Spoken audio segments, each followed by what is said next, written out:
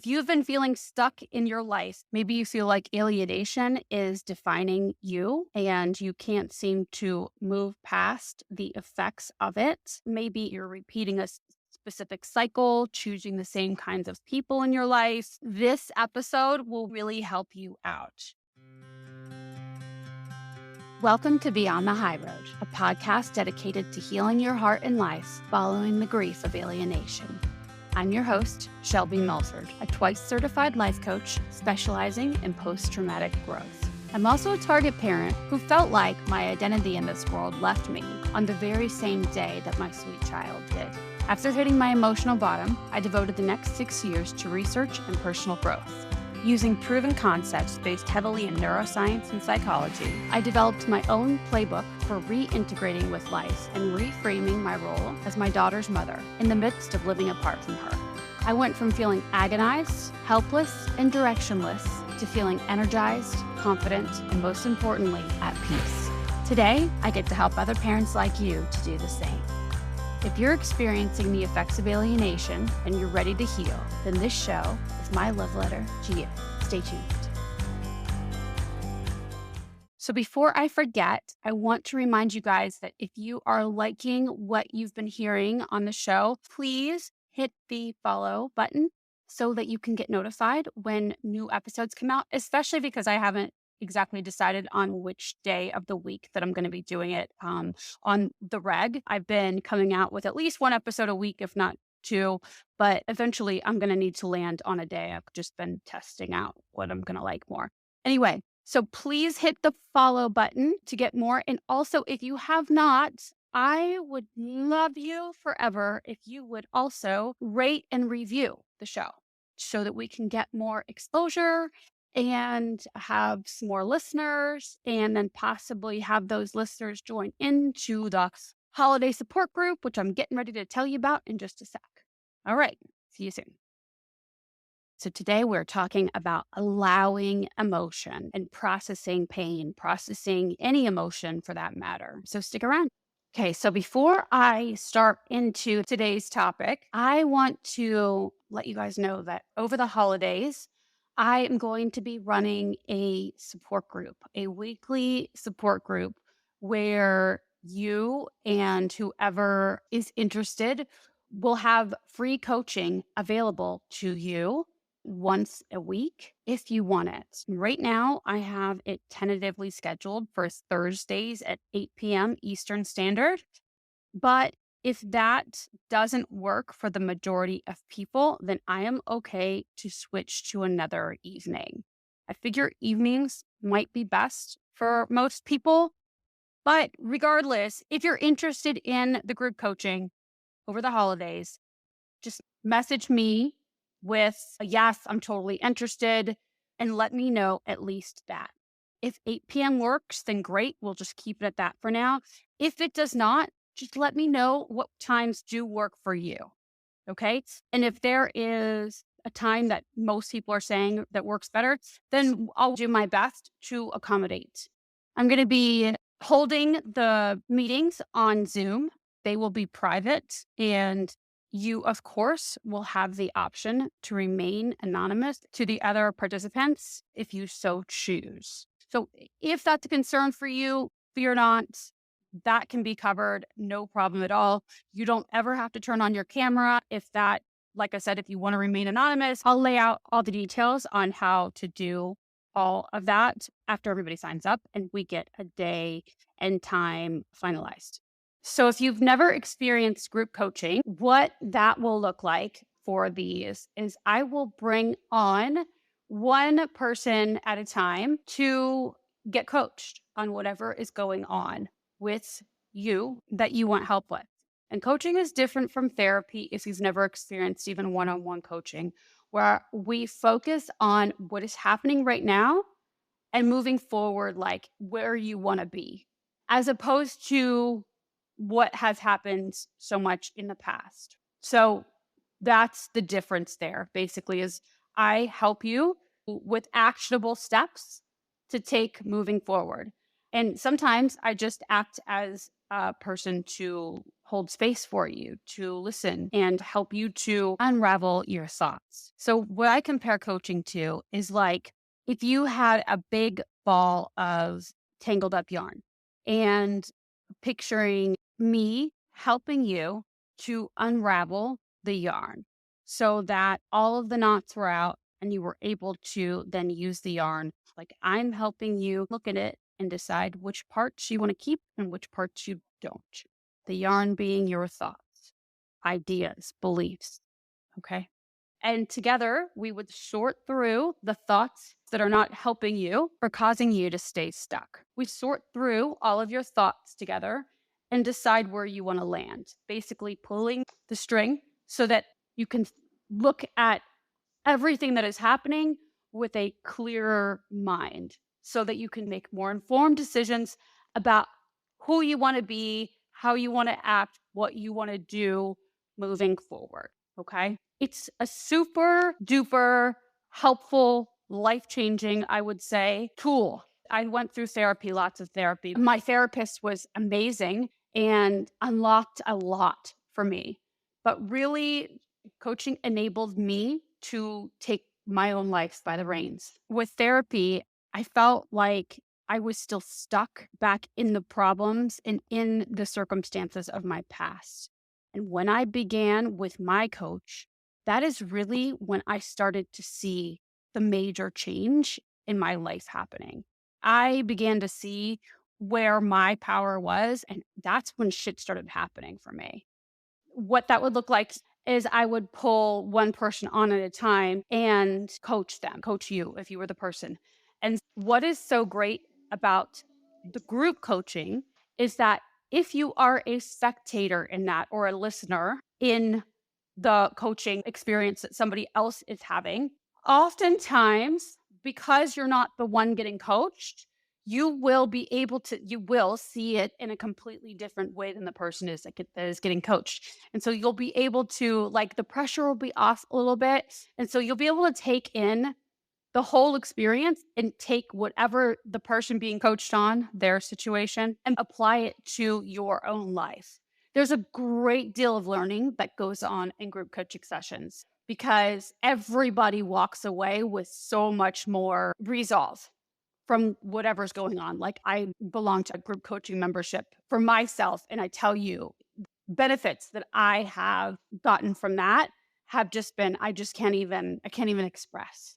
And I pay a pretty penny for my group coaching, my monthly subscription to that. And it's just completely free to you. So it's an amazing value where, especially during the holidays, I think that my hope is that it provides you with the kind of support that you wish you had, the kind where you feel less alone, where in fact you feel supported and loved, looked out for, and maybe even you develop a camaraderie with the group or one or two other of the people from there. That's my hope for you is for you guys to develop a network of people that you can contact if you so please. You can be as participating as you want to be, right? So that is up to you. You can come to the support meetings and stay completely silent the entire time, every time you come, if you so please.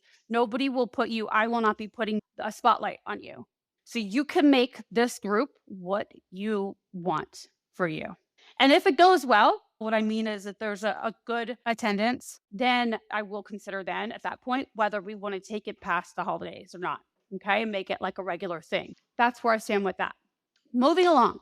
So I've been talking a lot about thinking on purpose and creating emotions with your thoughts, right?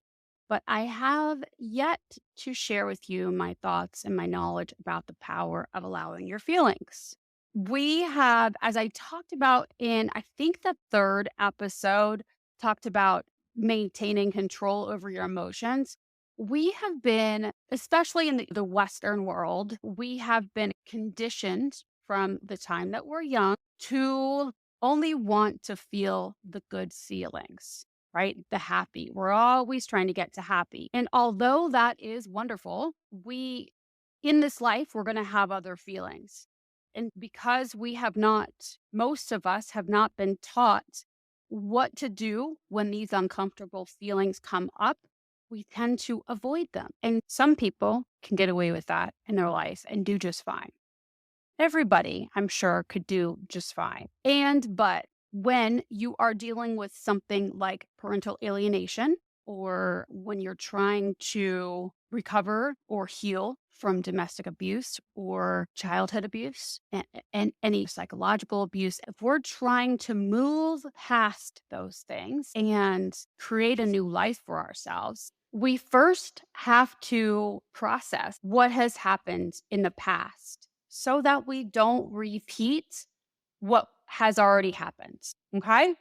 So if you've ever been in the place where you're like, why do I keep attracting these people? Why do I keep attracting narcissists? Or why do I keep having these friends in my life that take advantage of me? Or why you have these repeating themes going on since childhood or since you were old enough to date? If that has happened with you and you would like to stop the cycle, the way that you do this is by processing your emotions and becoming intentional with your thinking. I'm sure that the reason that we pick who we pick usually has to do with wanting to act out or fix for whatever problems existed in childhood.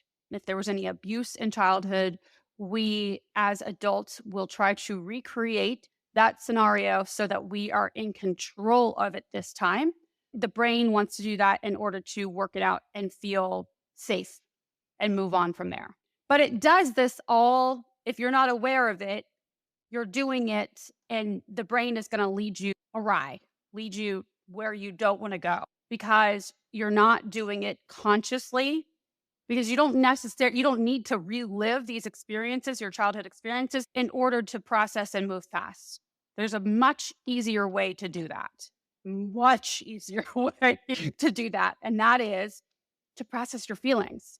And I have been promising this or threatening this, however you want to take that, to give you guys a little mini episode on this since the second episode, really. And I think I've held back on doing it because I thought, oh gosh, ho hum, it's not exactly the most riveting topic. Oh, processing emotion. But I had to get over myself today and decide to put this out there for you guys because I think I would be doing you a disservice if I didn't put this out there as a resource for you. Because if you have never learned how to process an emotion, how to allow an emotion, or even if you have learned how to process like extensively in therapy, it is a completely different experience when you're doing it on your own. This is a tool that all of the tools that I have learned throughout my life, really, but especially in my training and my education in the last 6 or so years, this one right here has helped me more than any other one. And it's taught me how to stop drinking because I used alcohol as a way to stuff my emotions and stop drinking. It was problematic for a long time. And now I don't even think twice about it because I learned how to not be afraid of my emotions and I've learned how to allow an emotion, allow urges. I mean, it's such a powerful tool. So it's allowed for that. I've taught my clients too how to stop over drinking, how to stop overeating this way by allowing their emotions. And it's such a simple process, but without this tool, it is almost impossible for you to evolve, for you to grow and change patterns that have been there for a long time. Some of these patterns that you don't even realize that you have. Okay.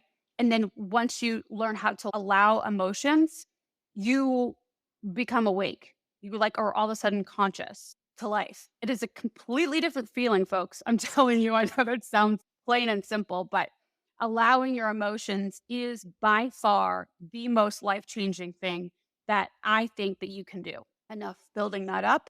Today was a perfect day for me to record this because I had a rather challenging morning.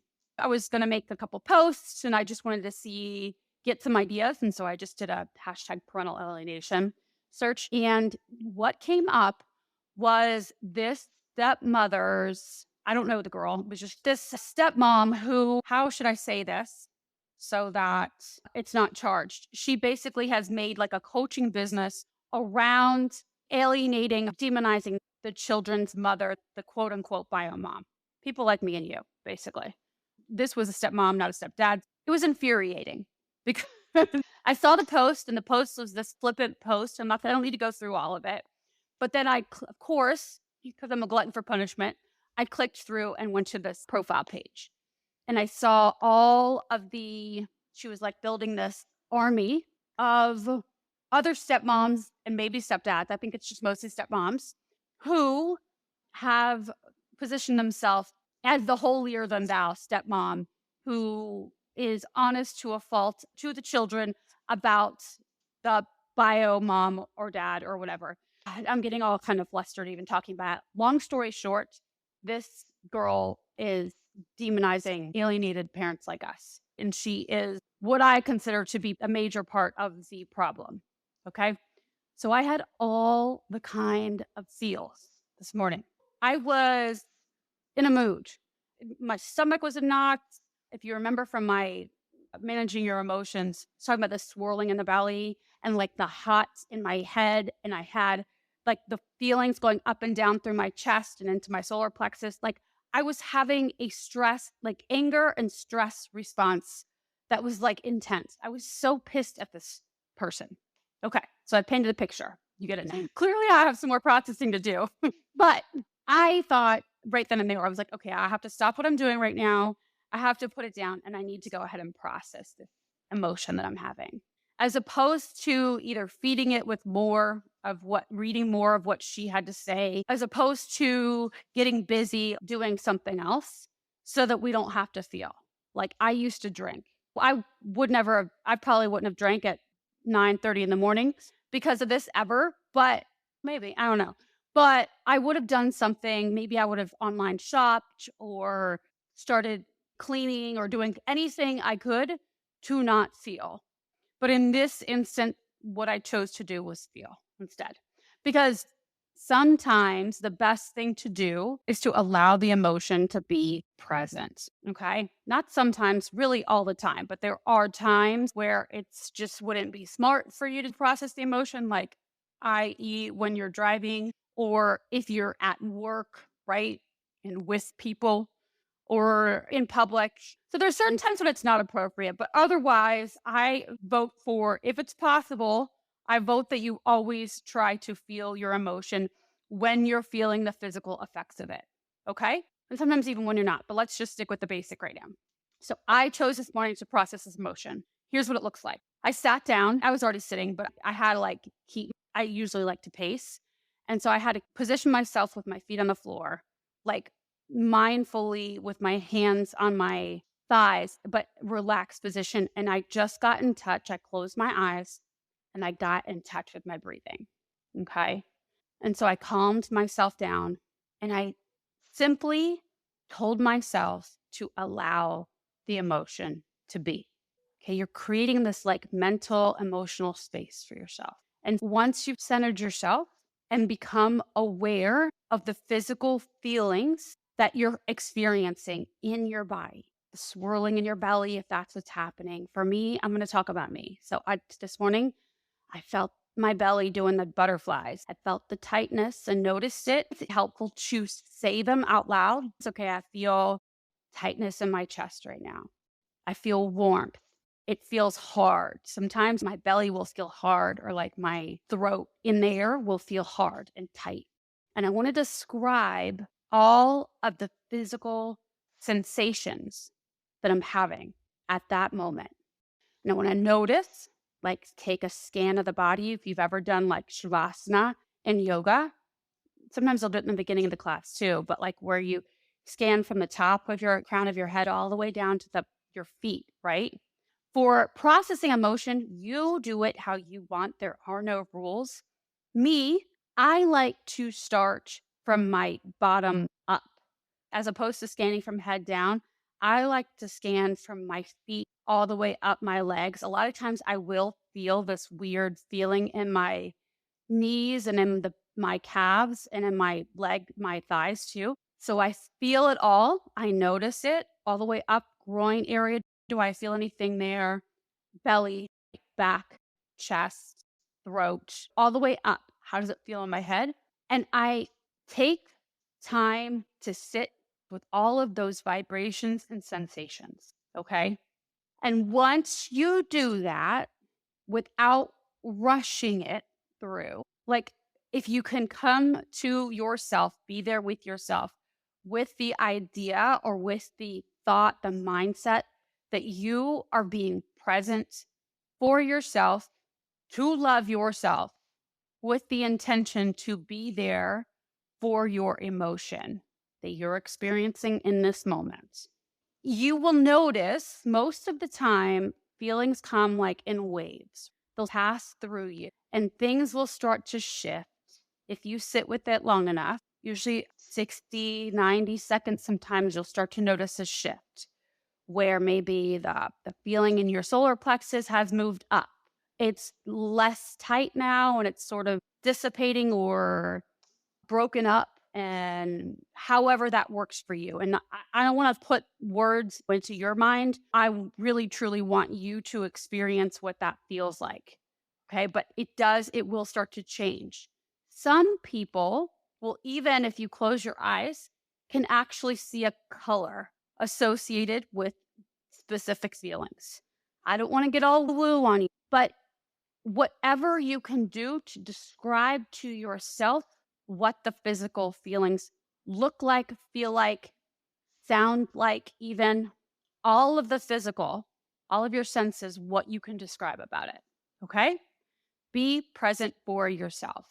And when you do that, once it starts to dissipate and let go without rushing it, what I like to do is tell the emotion, like have the conversation with yourself, with your body, that you are inviting it to leave whenever it's ready. Because if you try to push it out of you, like, I don't want to feel you anymore, it's like a little 4-year-old. It will throw a temper tantrum, the emotion. Your emotions do not want to be resisted. When you resist your emotion or when you're trying to avoid it or pacify it, it will end up being stuffed or it will rear its ugly head later. Okay. So be present for all of it. Just allow it to be there and notice it like it wants to be acknowledged. Your emotion, that part of you, these physical sensations are there to tell you something and it wants you to pay attention to it. I know it sounds like metaphysical, but it's true. I promise. I promise it helps so much to just acknowledge it. There's nothing super complicated about processing an emotion.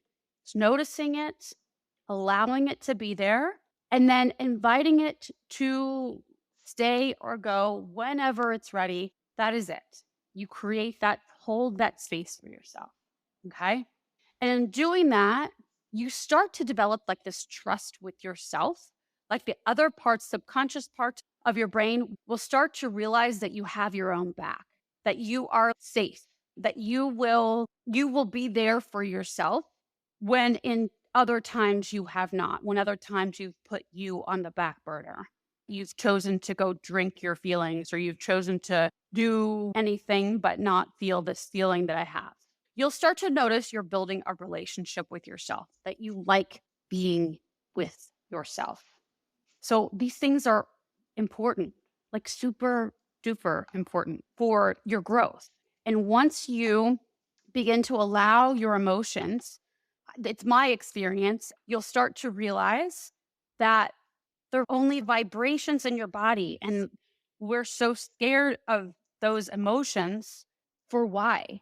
Like, for why? They are okay, they may be unpleasant, but usually what is unpleasant is not the actual vibrations or the sensations that you're feeling in your body.